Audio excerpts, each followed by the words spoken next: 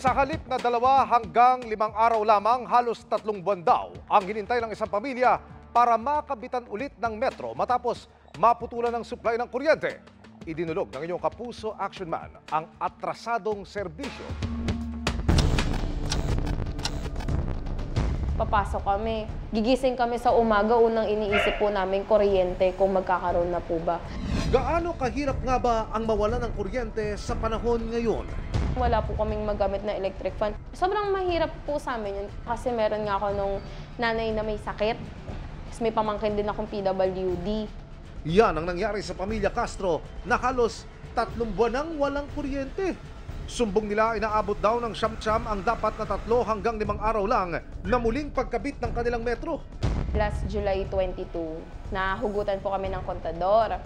Ang reason po is, na-late payment kami. Na-settled na namin yung lahat, binayaran na namin. Then, ang sabi nila is, wait 2 to 5 days, 5 days is maximum, para mabalik na nga yung metro.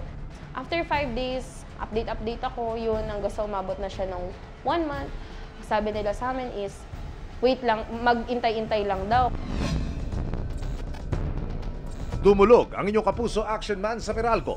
Paliwanag nila na antala ang pagbabalik ng serbisyo sa customer dahil sumabay daw ito sa isinagawang inspeksyon ng Meralco sa kanilang pasilidad. Kasama rito ang elevated metering center kung saan nakakabit ang metro ng pamilya Castro. Mahalaga raw ito para matiyak na nasa maayos na kondisyon ng mga pasilidad para sa kaligtasan ng publiko.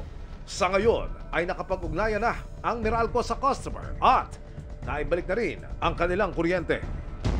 Sobrang laking tulong po kasi po, kung hindi nang dahil sa inyo, wala pa rin po kaming kuryente hanggang ngayon. Mission accomplished tayo mga kapuso. Para sa inyong mga sumbong, ipadala nyo lamang sa Kapuso Action Man Facebook page dahil sa anumang reklamo, pang-aabuso o katiwalian, tiyak may katapat na aksyon sa inyong Kapuso Action Man. Inireklamo dahil takaw disgrasya para sa mga residente ang isang bahagi ng kalsada sa Silang Cavite. Sumbong nila sa inyong Kapuso Action Man, kahit hindi naman umuulan, hindi mawala-wala ang tubig at lumot sa daan.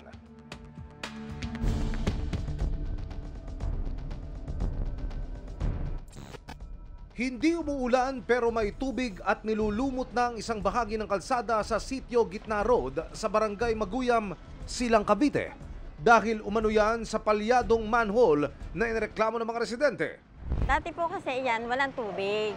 Nitong taon na to, nagkaroon na po siya ng mga tubig, nag-o-overflow. Yung kalsada, basag-basag na. Ngayon, hindi nawawala eh. Sa ting umaga na lang ako naglilinis dyan. Meron po na aksidente, isang bata lang. Nadulas lang naman siya. Ayoko naman umabot sa punto na magkaroon pa na aksidente. Hiling nila sa inyong Kapuso Action Man. So namin mawala yan, mabuksan yan. Baka nasa box na yan doon o baka sira. Dumulog kami sa lokal na pamahalaan ng Silang Cavite at agad silang nagsagawa ng inspeksyon sa lugar. Katuwang ang iba't ibang opisina sa munisipyo at Silang Water District at Prime Water. Kinumpirma ng Joint Inspection Team na umaapaw nga ang nireklamong manhole, nakadagdag umano sa pag-apaw ng tubig ang tagas sa water pipes ng ilang bahay at ang baradong sewerage system. Ayon sa Municipal Planning and Development Office, maaaring nagpalala sa problema ang kawalan ng drainage sa bahaging iyon ng Sitio Gitna Road. Bilang aksyon, isinaayos na ng Prime Water ang tagas sa ilang water pipes.